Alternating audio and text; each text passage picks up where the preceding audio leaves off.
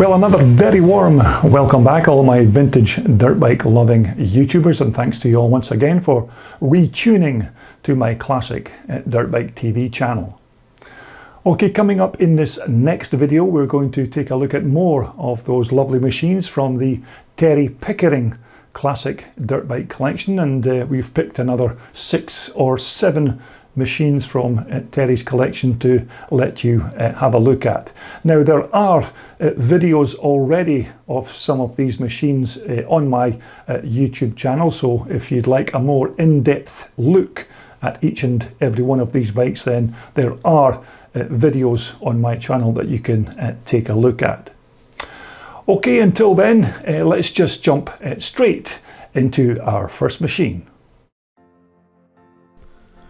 Okay, our first bike in this part 2 video is this lovely 1980 Aprilia 125. Now, once again, this bike is not a restoration or refurbished machine. This is another unsold and unused bike from 1980, and once again, this bike's never ever been fired up or even had a drop of fuel put in its fuel tank. So this is certainly another motocross time capsule from 1980. Now, the Italian Aprilia motorcycle company were more commonly known for their road bikes and their road racing machines, although they did build these 125 motocross bikes to try and cash in on the booming off-road market that was in full flow during the late 1970s and early 80s. But once again, this was a fully Italian-made machine with Italian chassis, Italian front and rear suspension, and of course an Italian 2-stroke Hyro 125 motor. But these Hyro engines were hugely popular across Central Europe in the early 1980s, and they powered a multitude of road and off-road bikes in that period, and by all accounts they were very rugged and had a good reputation for reliability, although this particular bike was basically Aprilia's last throw of the dice to get a foot into the lucrative off-road market, although it was eventually still too little too late, and soon after they produced this 1980 bike, Aprilia then closed down their motocross division of the company. Whereby this helped them concentrate on the more popular road racing market, where they were enjoying much more success on the Moto GP circuits of the world. So with that particular fact in mind, this again makes this a very rare and unique motorcycle, and for me personally,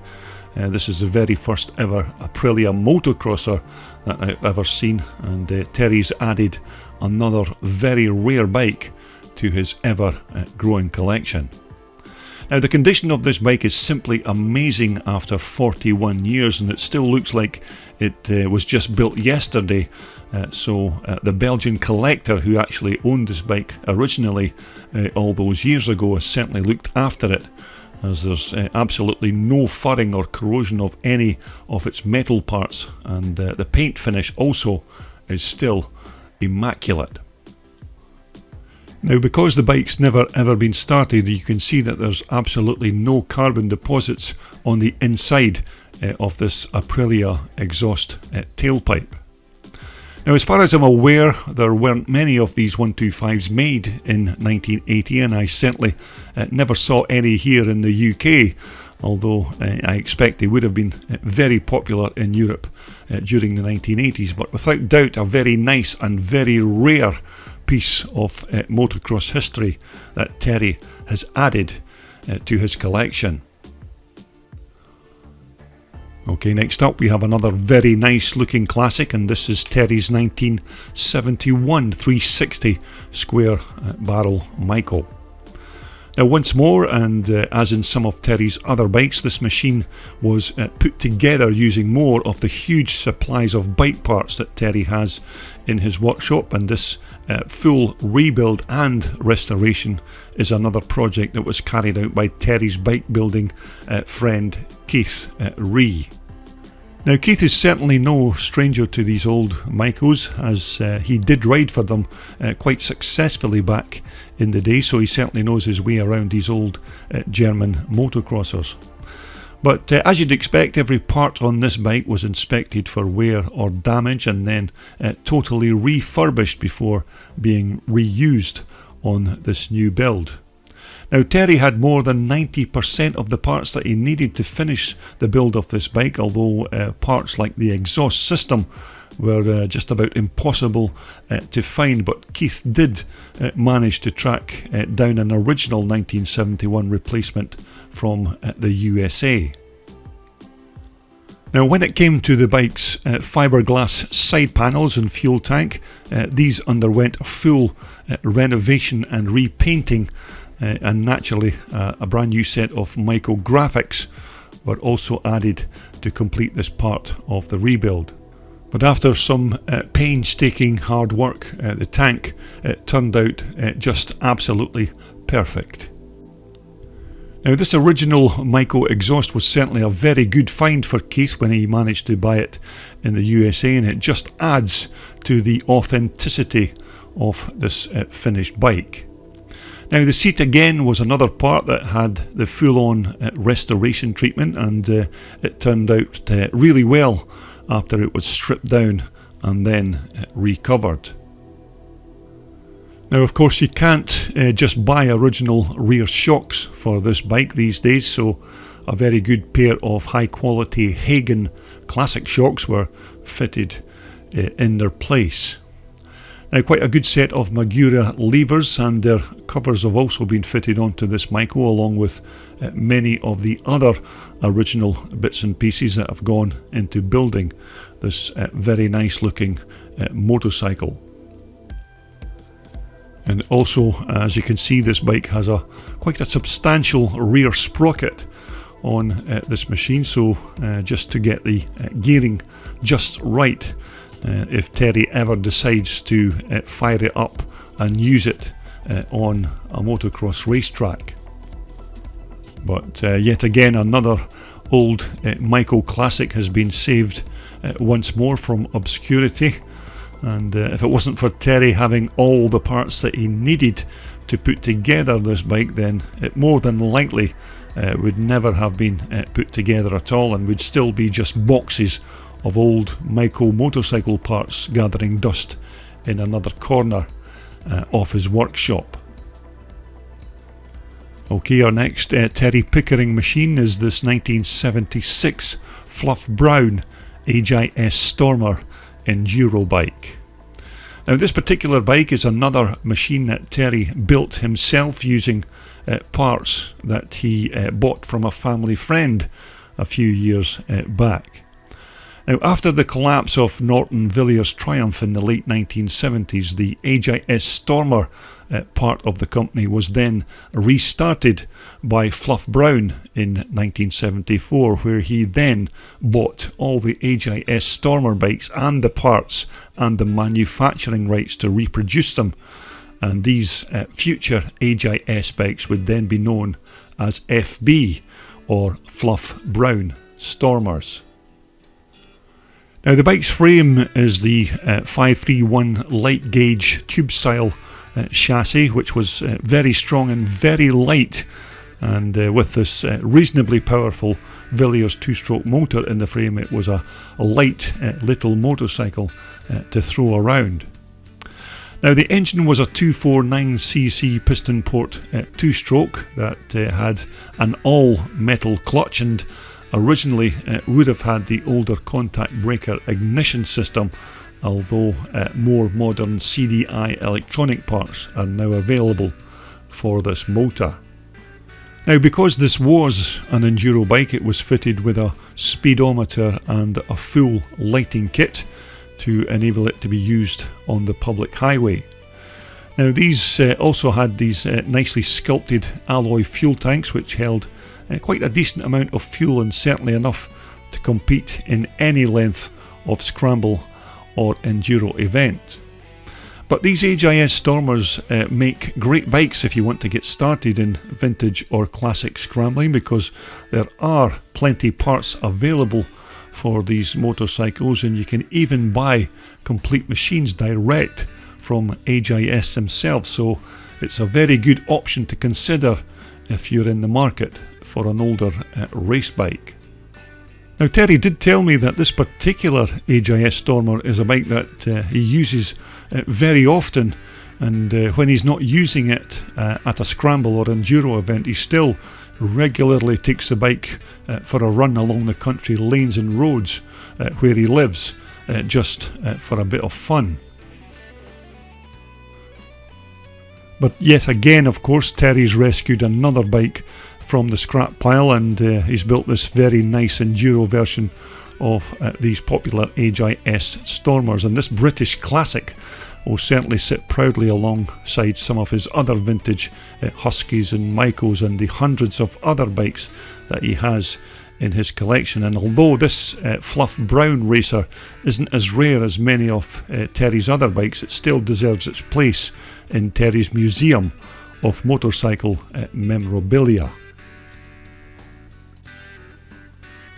Okay, we're going to stay with the AJS theme at the moment, and if it's a rare bike that you're looking for, then they don't come any rarer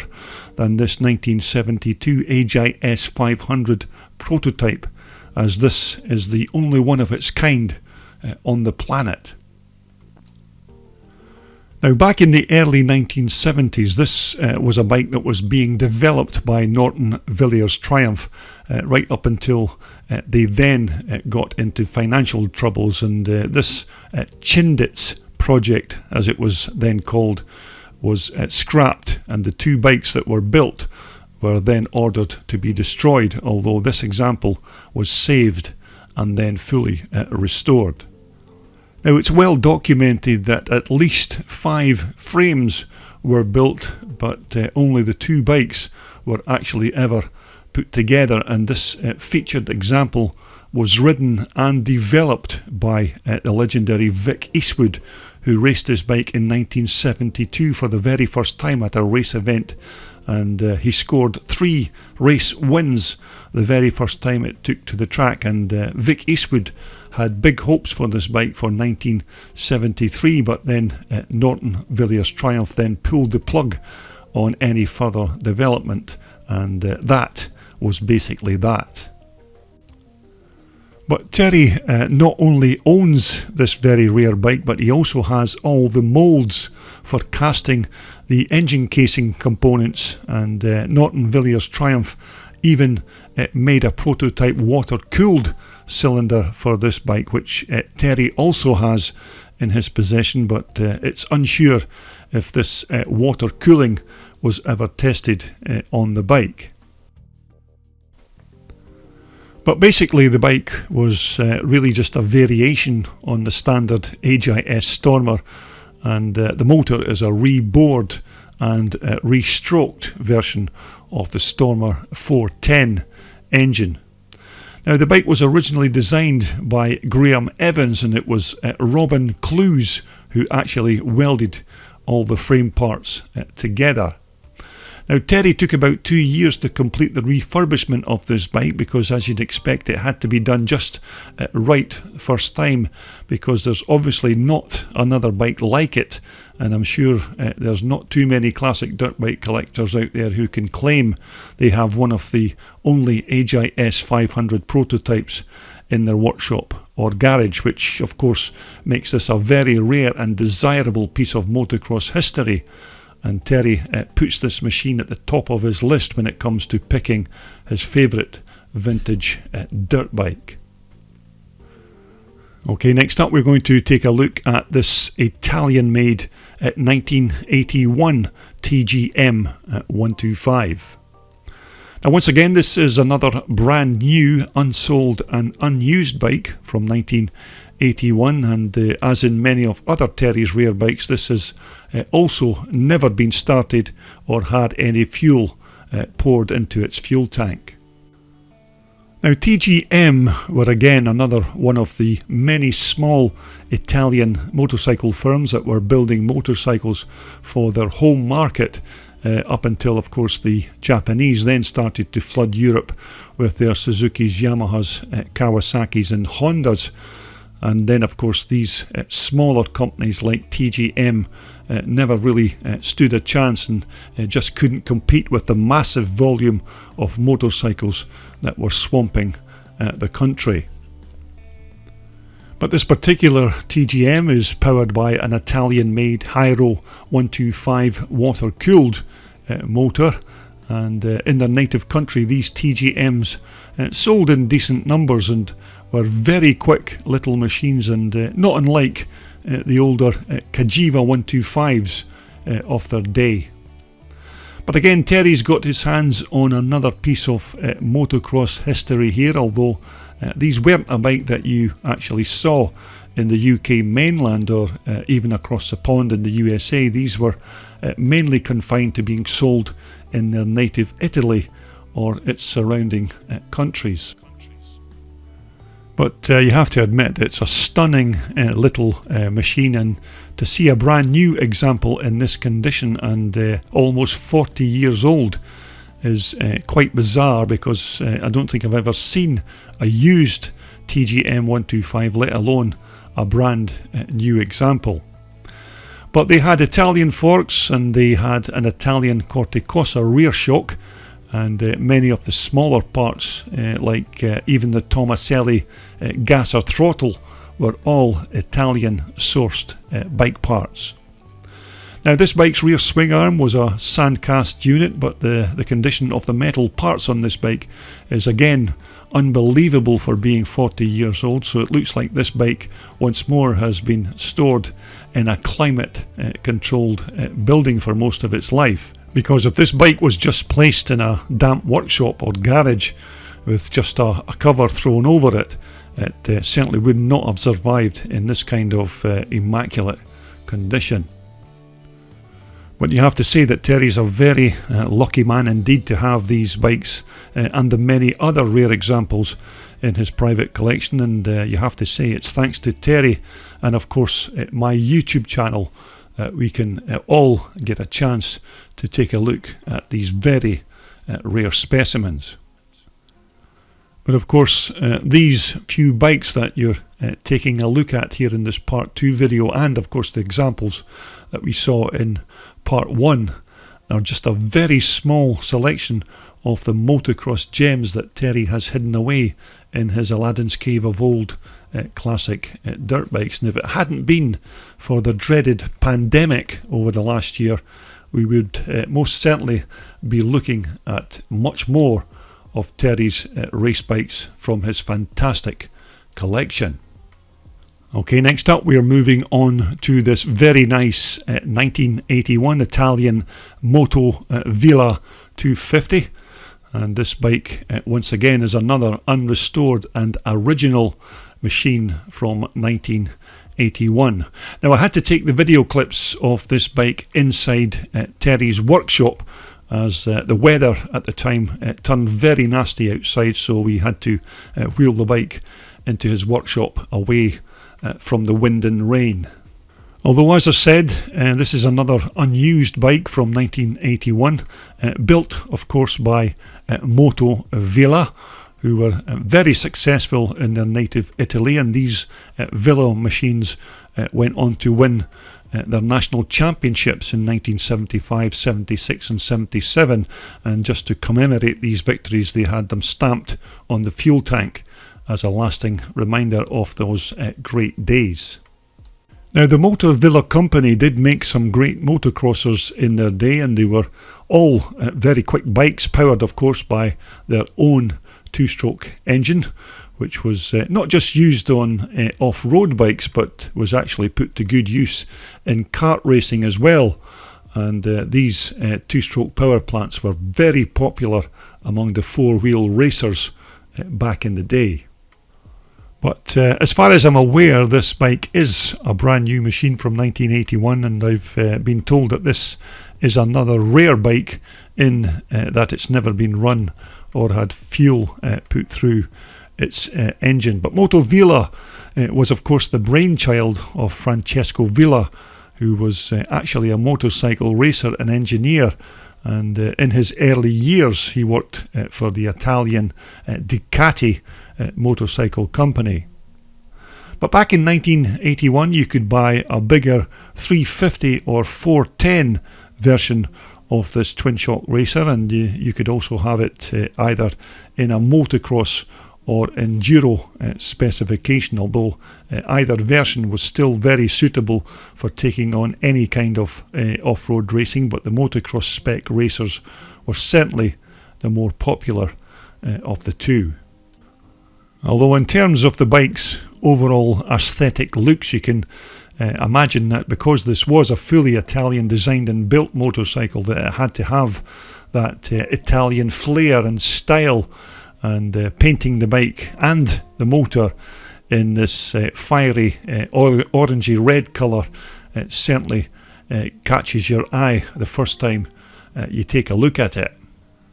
But overall these were very good bikes for 1981, and maybe not as popular over here in the UK, where there were a few popping up in the early 1980s at motocross race events around the country, but in Central Europe these were being sold in quite decent numbers, and it's a nice treat to take a look at an original example of one of these Moto Villas from that particular year. Now, painting the bike in this outlandish colour was maybe just a marketing ploy by Moto Villa, and not unlike, of course, what Honda did with the Red Rocket back in the late 1970s, which undoubtedly helped sell them more bikes. But this is still a lovely looking machine and quite rare as well. So another racing classic from Terry's collection, his 1981 Italian made Moto Villa 250.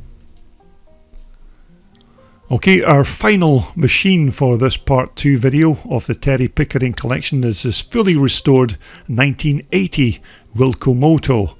500. Now, these Wilcomoto machines were built by the Wilcox family from Herefordshire in the southwest of the UK. Now, the family were all heavily involved in motocross and motocross racing, and even had designed and built several prototype engines in their early years. And they were forever making improvements and upgrades to other manufacturers' engines, and so of course the next logical step was to try and design and build their very own motocross racer. Now, every single part of this bike was designed and manufactured by the Wilcox family, although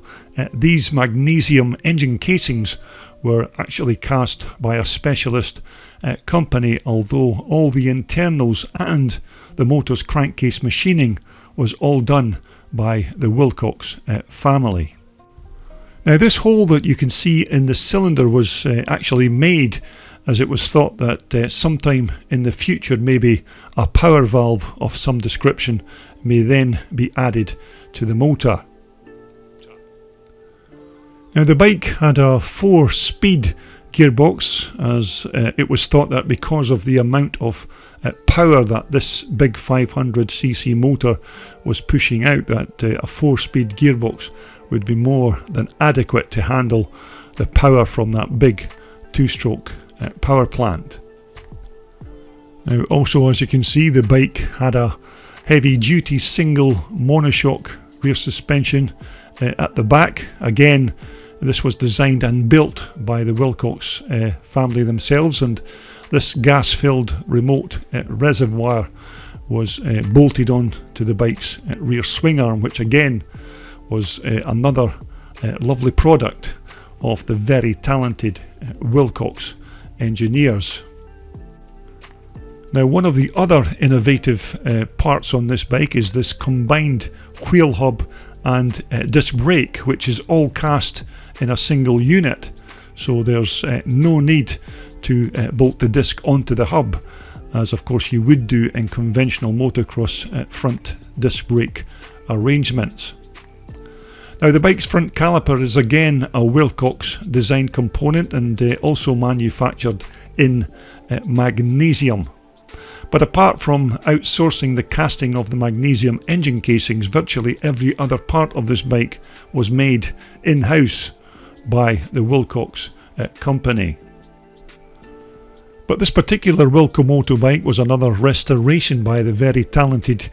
Keith Ree, and Keith is already in the process of restoring another 2 of these very rare bikes to put into Terry's collection. But there were actually very few of these Wilcomotos actually made, and Terry once again is certainly lucky enough to have this particular bike in his collection, although once Keith is finished with the other 2 bikes, they will certainly complement this very rare machine. Now, these next couple of bikes are just a few of the machines that I'm waiting to film from Terry's collection, so hopefully not in the near too distant future we'll get the green light to travel, and we'll then be able to share more of these iconic racers here on my channel, just like this lovely TGM 250, and we'll also have this fully restored Maico 125 bike, which is also part of Terry's collection, and this lovely Beta 250 is another brand new and unrestored machine in Terry's collection, so hopefully we'll take a look at this bike as well, and also have a look at this lovely AJS Stormer that Terry has in his private collection. Now, of course, there are many other bikes like this lovely Moto Gory, and this is another brand new and unrestored bike, so we'll hopefully take a look at all of these bikes coming soon to my YouTube channel. Well, I do hope you enjoyed some of those very nice bikes from the Terry Pickering Classic dirt bike collection, and of course during 2021 I do hope to make another journey down to Terry's warehouse full of classic racing machines, and get some more of these fantastic bikes for my YouTube channel, because Terry has a vast collection of very rare machines in his possession. So hopefully, if we get the okay to travel in 2021, Terry's compendium of racing dirt bikes will be my very first stop to get more bikes for my channel. But until then, everybody, of course, continue to be safe and well, and we'll speak again once more when we all get together to talk about more of these vintage racing machines right here on Classic Dirt Bike TV.